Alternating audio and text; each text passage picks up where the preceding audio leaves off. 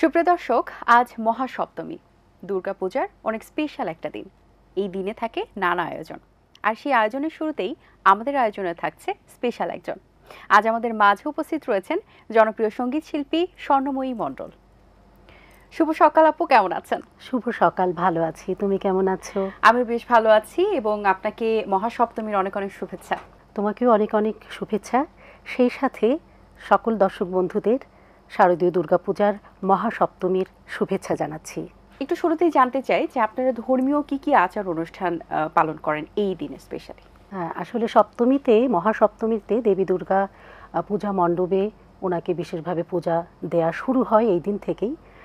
মহালয়ার দিন দেবীর আবাহন, মহাষষ্ঠীতে দেবীর আমরা জানি যে বোধন বা উদ্বোধন হয়, কিন্তু এই মহাসপ্তমীতেই তিনি পুষ্পে এবং বিভিন্ন রকম পূজা উপচারে তিনি সজ্জিত হয়ে মণ্ডপে পূজা গ্রহণ করেন এবং তারপর থেকেই মহাষ্টমী, মহানবমীতে তিনি পূজা গ্রহণ করেন এবং দশমীতে বিদায় নেন। আচ্ছা আপু, আমরা আরো আলোচনা করব, কিন্তু এখন একটি পূজার গান শুনে নিলে বেশ ভালো হয়, যেহেতু সপ্তমীর আমেজটা এখন আছে। আমি প্রথমেই শুরু করছি দেবী দুর্গার একটি প্রচলিত জাগরণী গান দিয়ে। যদিও আজ মহাসপ্তমী, তবে মাকে আবাহনের তো বিশেষ দিন লাগে না, প্রত্যেক দিনই আমরা মাকে আবাহন করি, তো তেমনই একটি জাগরণী গান গাইছি। ঠিক আছে। ওম ইয়া দেবী সর্বভূতেষু মাতৃরূপেণ সংস্থিতা, নমস্তস্যৈ নমস্তস্যৈ নমস্তস্যৈ নমো নমঃ। ইয়া দেবী সর্বভূতেষু শক্তিরূপেণ সংস্থিতা, নমস্তস্যৈ নমস্তস্যৈ নমস্তস্যৈ নমো নমঃ। জাগো ধারিণী অভয়া শক্তি বল প্রদায়িনী, তুমি জাগো জাগো তুমি জাগো।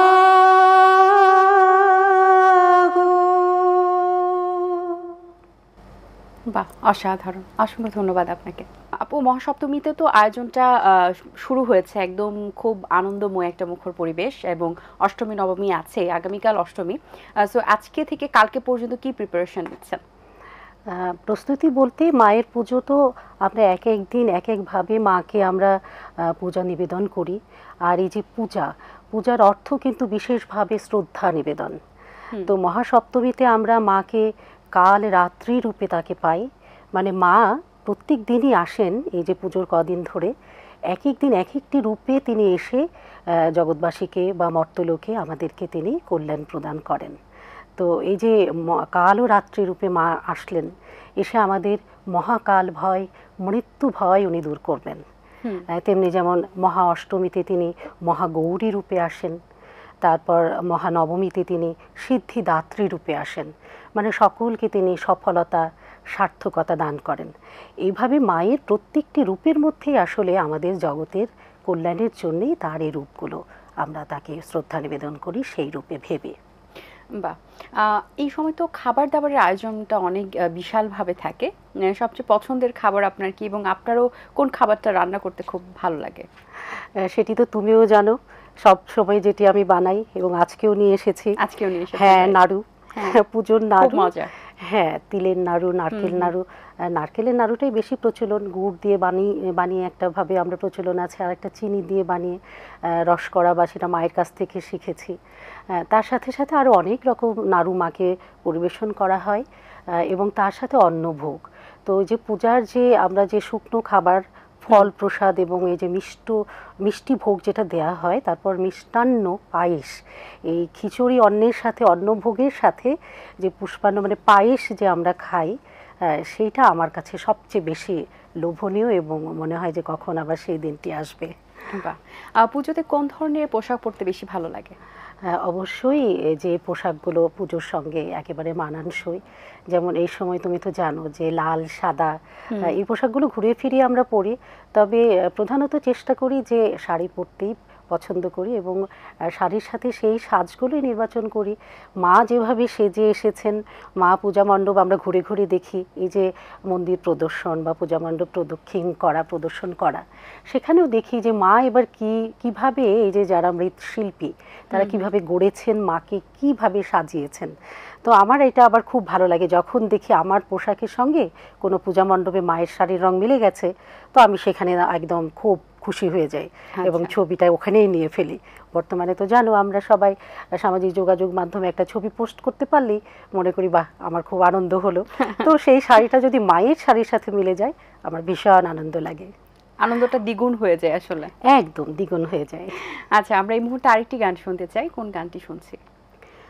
এবার কবিগুরু রবীন্দ্রনাথের একটি স্বদেশ প্রেমের গান করি। আসলে এই স্বদেশ প্রেমের গানের মধ্যে কবিগুরু এই যে ধর্মীয় চেতনার ঊর্ধ্বে গিয়ে আধ্যাত্মিক চেতনার মাঝে উনি যে দেশপ্রেম, বিশ্বজননীর মধ্যে দিয়ে কিন্তু উনি আমাদেরকে বিশ্বজননীর মধ্যে দিয়ে জন্মভূমিকে উনি শ্রদ্ধা করতে শিখিয়েছেন বা সেই আহ্বান রাখছেন, সম্প্রীতির কথা বলছেন, অসাম্প্রদায়িক চেতনার কথা বলছেন। এই দিকগুলো আমার মাথায় থাকে পুজোর গান নির্বাচনের সময়। তো তেমনি একখানি গান আমি পরিবেশন করছি। ঠিক আছে। আমরা মিলেছি আজ মায়ের ডাকে, ঘরের হয়ে পরের মতন, ভাই ছেড়ে ভাই কদিন থাকে।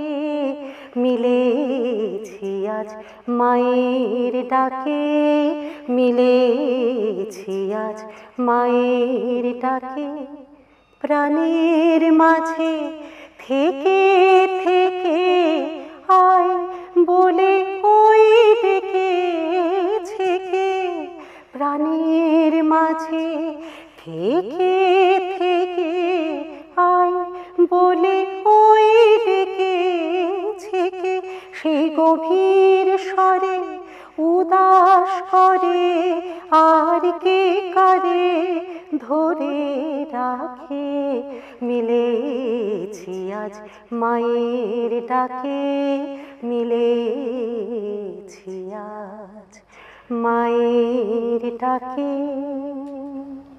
বাহ, চমৎকার, অসংখ্য ধন্যবাদ আপনাকে। দুর্গাপূজায় যে আনন্দটা বিরাজ করে তখন তো গানের আড্ডাটা অনেক বেশি হয় এবং গানের অনুরোধটা অনেক বেশি থাকে। কি কি ধরনের গানের অনুরোধ আসতে থাকে? পুজোর যেই মানে সবসময় পুজো উৎসবে যখন আমরা থাকি, দর্শকদের মধ্যে যে গানগুলো শোনার সব থেকে বেশি আগ্রহ থাকে জমজমাট গানগুলো, মানে পূজার মায়ের আসছেন, মাকে যে ঢাকের সাথে যে গানগুলো, সেই গানগুলো আমরা জানি সবসময় বেশি আমাদের বিমোহিত করে। তবে আমি সঙ্গীত নির্বাচনের ক্ষেত্রে আমি যে ধারার গান পরিবেশন করে স্বাচ্ছন্দ্য বোধ করি, অবশ্যই সেই ধারার দু একখানি গান প্রথমে গেয়ে তারপর আমি সেই ধরনের গান পরিবেশন করতে চেষ্টা করি মাত্র। কারণ ওই সব গানে আমি আবার তেমন স্বাচ্ছন্দ্য বোধ করি না যে গানগুলো শ্রোতারা উল্লসিত হয়ে নাচবেন। তবে আমার যে ধারার নির্বাচন থাকে তার মধ্যে অবশ্যই রবি ঠাকুরের গানের কিছু অংশ করেই আমি গণসঙ্গীত, তুমি জানো যে আমি গণসঙ্গীত করি, দেশাত্মবোধক গান করি। তো গণসঙ্গীতের একটা মূল্য হলো যে এই ধারার গানে কিন্তু এই যে মায়ের যে দানব দলনী রূপ, হ্যাঁ, মা কিন্তু শক্তিরময়ী, আমরা জানি যে সর্বশক্তিময়ী, এবং তিনি অসুর নাশ করলেন। কোন অসুর? যারা আমাদের, দেখো পৃথিবীতেই কিন্তু আমরা এই সুর এবং অসুর, তাই না? তো আমাদের মধ্যেই কিন্তু লুকিয়ে আছে সুর ভাব এবং অসুর ভাব। তো মা যেহেতু এই যে অসুরকে নিধন করলেন, অবশ্যই তিনি সেখানে তেজদীপ্তা, তিনি কিন্তু মহিষাসুরমর্দিনী, সেখানে কিন্তু তার শক্তির প্রকাশ ঘটেছে। আমি সেই সুবাদে গণসঙ্গীত পরিবেশন করি। যেমন একটি গানের কথা না বললেই নয়, আমার কণ্ঠে সবসময় শ্রোতারা, ভক্তবৃন্দরা শুনতে চান। ভক্তির গান আমি প্রথম দিকে গাই, ভক্তির রসে সিক্ত হতে কার না ভালো লাগে। তবে শেষের দিকে আমি কিন্তু আমার দেশাত্মবোধক গণসঙ্গীত একটু গাইবই। সেখানে দর্শক বা ভক্তিমতী যারা থাকেন তারা সেই উল্লসিত নাচ পরিবেশন না করলেও তাদের চোখে মুখে যে দীপ্তি প্রকাশ পায় এবং তারা যে এই গানটাকে গ্রহণ করছেন, তখন আমি খুব নিজেকে সার্থক মনে করি। তো সেখান থেকে একটু কিছু শোনাই।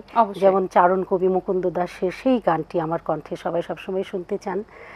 ভয় কি মরণে রাখিতে সন্তানে, মাতঙ্গী মেতেছে আজ সমর রঙ্গে, মাতঙ্গী মেতেছে আজ সমর রঙ্গে।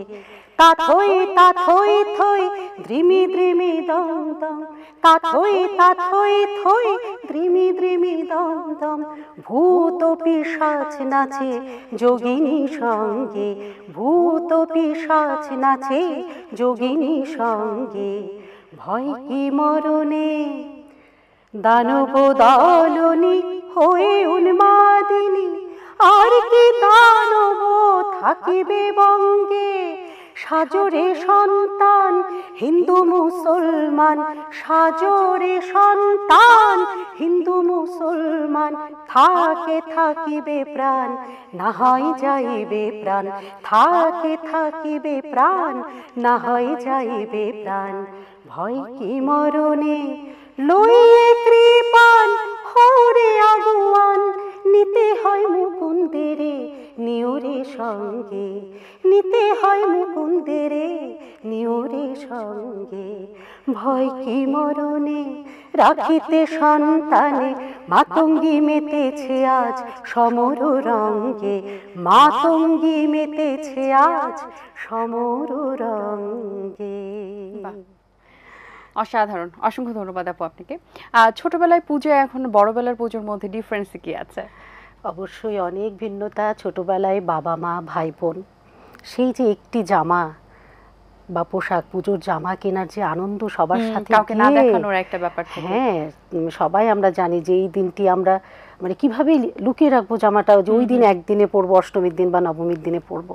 ওই একটি জামাই ছিল জীবনের অনেক আনন্দের একখানি পাওয়া। কিন্তু দেখো, যত আমরা বড় হই তখন কিন্তু আমরা এক সময় বাবা মা আর কিনে দিচ্ছেন না, আমরা নিজেরা স্বনির্ভর হয়ে গেছি, অনেক শাড়ি বা জামা কিনছি, কিন্তু সেই আনন্দ কিন্তু আর থাকে না। আবার দেখো, আমরা যারা আমার মতো যারা হতভাগ্য বাবা মাকে হারিয়েছি আমরা গত 3 বছর থেকে, এই যে বাবা মা না থাকার যে কষ্ট, এই 3 বছর আমি পুজোর দিন আমার মনে হয় যে অর্ধেক আনন্দ আমার চলে গেছে বাবা মার সাথে সাথে। আমার এখন স্বামী, সন্তান, শ্বশুর বাড়ি আর বন্ধু বান্ধব, এদের নিয়েই যতটুকু পুজোর আনন্দ, অর্ধেক আমি থাকি সেখানে, আর অর্ধেক আমার মা বাবার স্মৃতিচারণের মধ্যে থাকে। যে তাদের কিছু দিতে পারলে যে আনন্দটা হতো, বা এই যে পুজোর দিনে তাদের যে আশীর্বাদ বিজয়া দশমীর দিনে, এ তো আর আমার ভাগ্যে কখনো মিলবে না। এই হলো পুজোর অনুভূতি, পুজোর ভিন্নতা। অসংখ্য ধন্যবাদ আপনাকে, ভালো লেগেছে আপনার সাথে কথা বলে। সুন্দর কিছু গান শুনিয়েছেন। পুজোর যেহেতু আরো কিছুদিন বাকি আছে, অষ্টমী নবমী দশমী ভালোভাবে কাটুক, অনেক শুভকামনা রইল। ধন্যবাদ। তোমাকে অসংখ্য ধন্যবাদ, এবং সেই সাথে আমাকে চায়ের চুমুকে আজকের এই বিশেষ দিনে আমন্ত্রণ জানানোর জন্য এই অনুষ্ঠানের সকল কলাকুশলী, সম্মানিত কর্তৃপক্ষ, সবাইকে অনেক অনেক ধন্যবাদ জানাচ্ছি। এই অসাম্প্রদায়িক বাংলাদেশে আমরা মিলেমিশে বসবাস করব, সেই শুভ প্রত্যাশা রেখে আমি বিদায় নিচ্ছি। দর্শক, আশা করছি আজকের আয়োজন আপনাদের ভালো লেগেছে। আজ এই পর্যন্তই, দেখা হবে আগামী পর্বে নতুন কারোর সঙ্গে। সেই পর্যন্ত ভালো থাকুন, সুস্থ থাকুন এবং এটিএন বাংলার সাথেই থাকুন। সকলকে আল্লাহ হাফেজ। দিন আসে দিন যায়, সময়টা চলে যায়, তবু আছি এই বেশ ভালো। জীবনটা রঙময়, যেভাবেই হওয়া চাই, নয় কভু সাদা কালো। এই আশাতে স্বপ্ন ভাসে, সুখ হাসে চোখে মুখে, চায়ের চুমুকে।